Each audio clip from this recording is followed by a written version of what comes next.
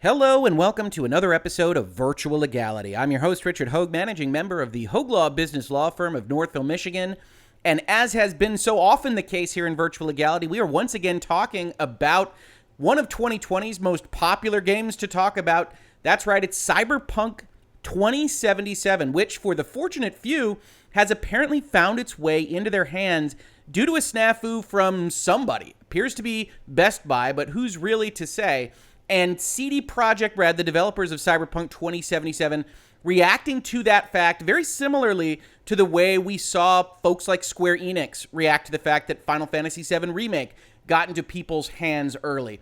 One of the primary differences, as we will explore in this video, however, is that CD Projekt Red itself takes a much more permissive stance towards streaming in their own end-user license agreements. And while that's great, and I highly recommend it, I want more developers and publishers to do that, it does put them into a little bit of a bind when they start to threaten legal action, as we will see they have done this past 24 hours.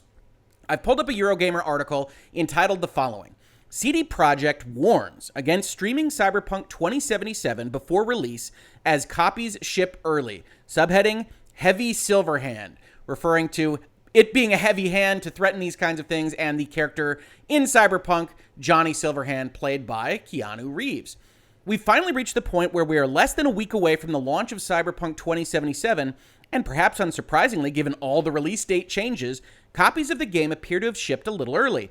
In anticipation of any potential leaks stemming from this, CD Projekt Red has requested that players avoid streaming or uploading videos of the game before release day, or else face a corporate takedown task force. Now, that is, in fact, what they said. Obviously, we don't have corporate takedown task forces, and that in and of itself is probably an issue with the language that they chose to use in this messaging, which we will talk about as part of this video. But you will see here a bunch of places. Here's Carnage, popular streamer, that says, hey, my collector's edition from Best Buy just came in.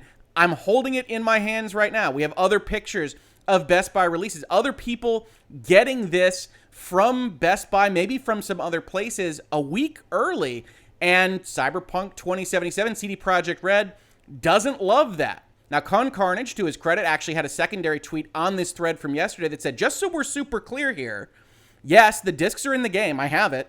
No, I will not be streaming this. He then says, it's a bad idea for a streamer to stream a game before the release date, regardless of the legality of owning it. And no, I don't have a search just on Twitter talking about video games and legality, but this did jump out when I saw it, because as we have talked about in this space so much, it's not the legality of owning a copy of a game pressed on a disc that people should be concerned about restreaming. It's the legality of the license that they receive to do things with the software that is incorporated on that disc. Now, CD Projekt Red, again, takes that permissive stance, as we will see, but not so permissive as of yesterday. Shortly after all these news articles started coming out, Cyberpunk 2077 at Cyberpunk Game on Twitter put out the following yellow JPEG notification, and I think it probably gave a lot of people heartburn. This is exactly how it looks when they have delayed the game 3 times prior this year, and it said the following: your Cyberpunk 2077 videos and streams before release. We are getting closer and closer to launch, and chances are some of you will get your hands on a copy of Cyberpunk 2077 before release day. However difficult this might be for us to achieve, they acknowledge that it's very difficult in the world of the internet, our ambition is for gamers all across the world to have the same spoiler-free experience at the time the game releases. This is why we kindly ask you not to stream/let's play or release any similar content before December 9th, 12 p.m. CET, 3 a.m. Pacific Standard Time. We will send MAX-TAC, you know, the guys who take down videos, after everyone who does. After that date, however, we would love if you'd stream everything like there's no tomorrow.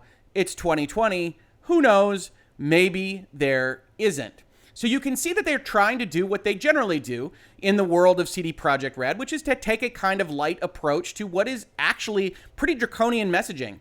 We will send MAX-TAC after everyone who does, is that unfortunate bit of language that Eurogamer is referring to when they talk about corporate takedown task forces. This is a reference to the actual world of Cyberpunk 2077. MAX-TAC being units of corporate SWAT teams that do various things in that world. The problem from a legal perspective is that this is the real world, and what they have done is that they have notified you that bad things will happen to you while referencing a fictional strike force. And if you are at all familiar with legal language, if this is not your first rodeo in virtual legality, we don't like this as lawyers. We don't like a lack of clarity when we are talking about legal rights, obligations, what amounts to a legal threat. Maybe you've seen the sitcom show Parks and Recreation, and maybe you remember a scene where they're sitting down to eat at some kind of novelty restaurant that is about dinosaurs. And Leslie Knope, the main character of that, tries to order her steak, I believe it's medium rare. And the waiter looks at her and says, no, we are actually legally obligated to ask for you to confirm that it's medium rare. It says medium rare, and she does this a number of times. And you think about it, and if you're a lawyer, you look at it and say, yep, that's lawyers, that's what we do. But when you're talking about actual communication, notifications of what you intend, what they want in terms of the heat of their meat, and what you are actually threatening to do to people in the real world if you're CD Projekt Red, saying we will send a fictional strike force, you know, the guys who take down videos after you, is probably not sufficient notification that they intend to issue copyright infringement notifications or DMCA takedown notices or whatever this might look like. And it actually would probably be a defense for someone to say, hey, I thought they were joking around, because obviously the rest of this statement is joking around. It's 2020. Who knows? Maybe there's no tomorrow, et cetera, et cetera. And so this probably isn't a very good legal notification to them telling you not to stream their video game. Now, we've talked about streaming, we've talked about leaks, we've talked about issues online throughout 2020. Our biggest series on this, the Last of Us Leak Legality series, was premised around the fact that Sony was going and actually striking, issuing DMCA takedown notices to people that were just talking about the spoilers that were leaked out from the loss of their security on their servers. Whether that was hacked, whether it was just lost, we don't know. We have lost all track of that story because Sony isn't spilling the beans on this kind of thing. And they were striking things that were clearly not copyright infringement. We cannot copyright ideas. You cannot copyright a narrative plot point. You can't copyright that the Death Star is destroyed at the end of A New Hope. Sorry, folks. It's from 1977. I apologize if you haven't yet watched that first Star Wars movie. You can't copyright those concepts. So while I was making this thread, this stream, this playlist of videos on the Sony Last of Us Leaks Legalities question, I was getting all sorts of things, pictures of golf clubs, single bullet sentences that didn't spoil the game for me because I had no idea what context they were to be put in, and yet Sony was striking these things, going so far as to strike their own video at one point in time. And yet we are in a similar situation if CD Projekt Red were to actually do these kinds of things. When you actually talk about them saying, we kindly ask you not to stream or release similar content. That's a pretty broad brush. What does similar content to a stream or let's play mean? And are you actually going to be infringing if you say plot point X happened?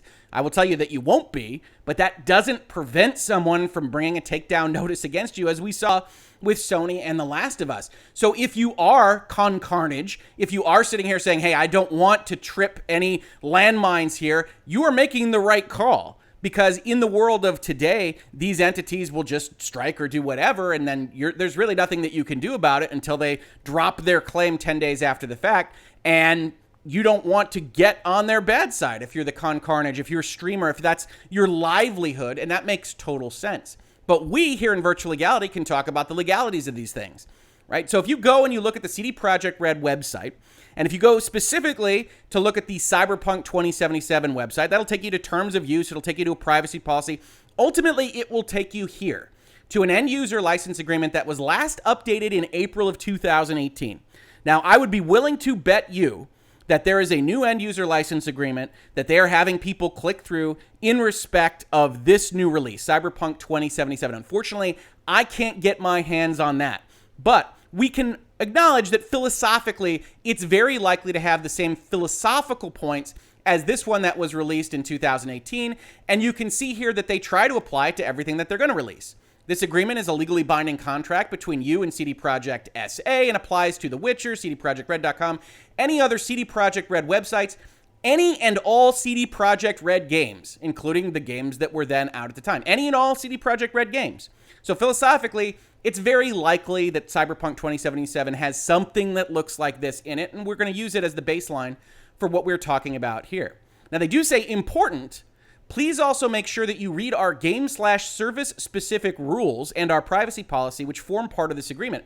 Unfortunately, unlike privacy policy, they don't link to any specific rules. They don't highlight what those rules might be. And so when we have this conversation, it's very possible that CD Projekt Red could go and put an interstitial screen at the front of anybody that gets an early copy of Cyberpunk 2077 and say, hey, you agree not to stream this thing until December 9th. They could absolutely do that. But if they don't, then we start to get into the question of whether they can actually threaten legal action at all. They say we may release beta versions of games before their full commercial release, but all of these concepts apply really to honest-to-God betas. We will be provided as is. That's not really going to be the case. We'll have a feedback process. That's not going to be the case. And so you wind up getting down to these concepts of user-generated content, right? If you create your user-generated content using any graphics, audio, video, text, gameplay features, character settings, or any other content from CD Projekt Red games or services, you may use and share it for personal enjoyment, but we do not allow any use or distribution of it for money or any commercial purpose. That looks like the kind of lines that we have seen in other end-user license agreement and says, oh no, I probably can't monetize a Let's Play or a video stream. But we know that isn't in fact the case. So while this should probably reference the section we're about to read, we can take this new section to say this modifies the overall restriction on 9.4, in which CD Projekt Red, in the actual license agreement, not a separate blog post, not a comment on some YouTube video, not elsewhere, in the actual agreement itself, says we give you permission to create fan work. For example, machinima, Let's Play, or other videos, artwork, and fan mods regarding CD Projekt Red games, unless our legal rules for a game in question say differently. So we have this open question of what legal rules, capital R, means in this context, where I can find them. Are they trying to incorporate blog posts? It's very difficult to say. But overall, the CD Projekt Red philosophical framework, and this is good, this is a boon to everybody that wants to stream video games, is you can stream them. We love Let's Plays. That's why they finish off their message saying, hey, we want you to stream like there's no tomorrow after the release date. But it seems unlikely that they actually built in their end user license agreement the concept of the release date for their games unless there's a separate rule somewhere. So now we have a somewhat pernicious threat, right? We now actually have CD Projekt Red saying, we will threaten to take down your videos, but you might have clicked through an end user license agreement that said you are free to stream our videos of this game as much or as little as you want. Further, you have the same problem here with the permissive license that you do with respect to the other licenses that we've looked at, which is to say there's language here that says this agreement is the entire agreement regarding these particular things. The agreement, the privacy policy, and the capital R rules for games and services constitute the entire agreement between you and us regarding this agreement and supersede any earlier oral or written agreements. In general, this can't be modified just by a blog post. This is what we call a merger provision or an entirety provision with respect to making this the only thing that matters for the license of the video game. They further say we can change this, but it will only become legally binding on you 30 days after we post it online. And this is their current version of the terms of service as posted. So you have these open questions if you have a copy of it early. Does CD Projekt Red actually have a legal leg to stand on? A lot of that will depend on whether or not you can find capital R rules, and if it came down to it, and it won't, but if it did, whether or not CD Projekt Red could claim that you were on adequate notice for where those rules might be and what they actually do. If we go and we look at their video policy section, which again doesn't modify their license agreement because they did it properly, they actually put the right to make streaming videos in their license directly, you can see that they've added after this dotted line the language that we saw in their warning. However difficult this might be for us to achieve, we don't want spoilers out there. And then we kindly ask, right? We already talked about the fact that referencing MAX-TAC, a fictional enforcement group, is not great legally. The "we kindly ask" language is not great legally either. It isn't a mandate.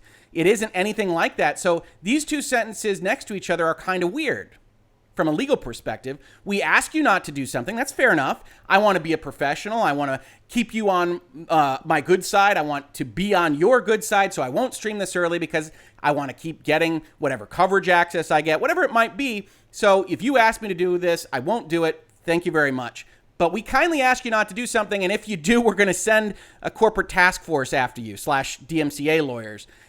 It's an open question, and it's an open question that relates to whether or not they intend to do anything with this, which of course relates to the secondary question that we talk about in virtual legality all the time, which is that cease and desist letters, actual threats from folks that are well-resourced, that have large chip stacks at the poker table, are really just as problematic, just as threatening as anybody that actually has the right of it from a legal perspective. Sony going out there and striking things, even though they're terrible strikes, they're an abuse of the DMCA process, doesn't mean that you can do anything about it because they have all the resources and they can drag things out through the court system if they were so inclined. And right now, you have to take this threat from them as something like literally, something like seriously, even though they reference a fictional group, because if they want to do something, they will, even if their license has said you're free to actually stream, and we don't have anything that can modify it in a separate blog post that you may or may not find. Note how this is different from the other legal landscape questions that we have looked at. This is a video I did earlier about Nintendo shutting down the Smash Brothers tournament for the most part. But in this video, I talked about a separate issue that was Nintendo striking as infringing actual streams of Hyrule Warriors: The Age of Calamity before its official release globally. And there's some people that came into my comments and said it was actually out in Australia. That's fine. These copies of Cyberpunk 2077 are actually out. They were purchased. They were rightfully licensed by the people that are currently holding them. That doesn't change the fact that if you've got a license that says you can't stream, and then maybe we modify it a little bit and say you can't stream before release date, then they can still issue an infringing content notification on Twitch, which is exactly what we see on the Nintendo side of things. Unlike CD Projekt Red, they don't have this permissive provision in their license that talks about being able to stream. They say the software is licensed for your personal non-commercial use, and you can't do anything else with it. You can't create derivative works from it. You can't distribute it. You can't publish it. You can't do these other things. You can play the game, and then they go and say, well, okay, that's the license, but we'll allow you to do things like make videos on YouTube as long as the game has been officially released. That's the opposite of what we see from CD Projekt Red, where they've got a permissive license rather than a restrictive license, and then they are trying to tweak it after the fact to say it's more restrictive than that.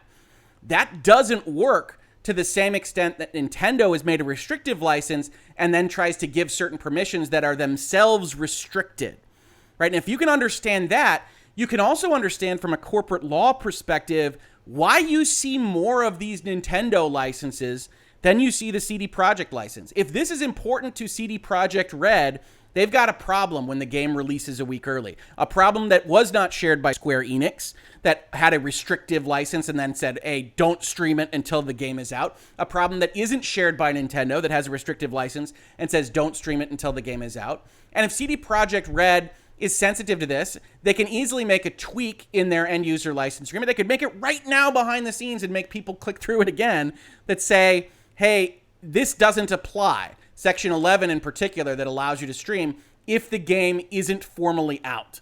And in respect of Cyberpunk 2077 specifically, you put it in black letters in the end user license agreement, that's December 9th on whatever date and time, and they make you click through it in order to play the game. Because without that, all you've got is this permission with a blog post that says, please don't, and if you do, we'll send a fictional task force against you.